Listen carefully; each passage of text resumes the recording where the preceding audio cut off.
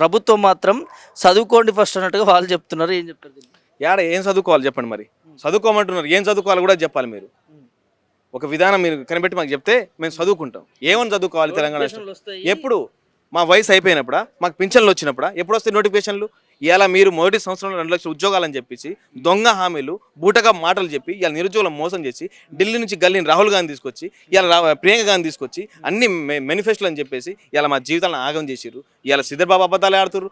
Manifesto తయారు చేసిన శ్రీధర్ బాబు పచ్చి అబద్ధాలు ఆడుతున్నాడు. నేను 70,000 ఉద్యోగాలు ఇచ్చినాను. ఎవరికి ఇచ్చినవా నువ్వు? నాకు అర్థం కావట్లేదు. నువ్వు శ్రీధర్ బాబు అంటే గౌరవం, మేము చాలా పెద్ద మనిషి అనుకున్నాం, జ్ఞాని అనుకున్నాం. ఒక మూర్ఖుడు లెక్క మాట్లాడుతుండ్రు. ఇలా 70,000 ఉద్యోగాలు ఎవరికి ఇచ్చారు? మాకైతే ఇవ్వలేదు. మీరు అనుకుంటారు కదా సెక్రటేరియట్లో మీరు కొండా సురేఖ ఫ్యామిలీకో లేకపోతే మీ అన్న ఫ్యామిలీకో వాళ్ళకు వీళ్ళకి ఇచ్చుకుంటున్నారు, కానీ మాకు ఉద్యోగాలు ఇవ్వలేదు. అందశ్రీ కొడుకుకి ఇస్తారు, ఆయన మల్లయ్యకి ఇస్తాడు, ఎల్లయ్యకి ఇస్తాడు. మాకు ఇవ్వండి ఉద్యోగాలు, నోటిఫికేషన్లు. 2 లక్షల ఉద్యోగాలు అని చెప్పి మీరే కదా. మరి నిరుద్యోగ భృతి ఎక్కడ పోయింది? 2 లక్షల ఉద్యోగాలకు పోయింది. డమ్మి జాబ్ గ్యారెంటీ పోయింది. ఇలా మీకు నమ్మను అని చెప్పేసి ఇలా ఢిల్లీ నుంచి గల్లీ నుంచి మీరు రాహుల్ గాంధీ తీసుకొచ్చారు.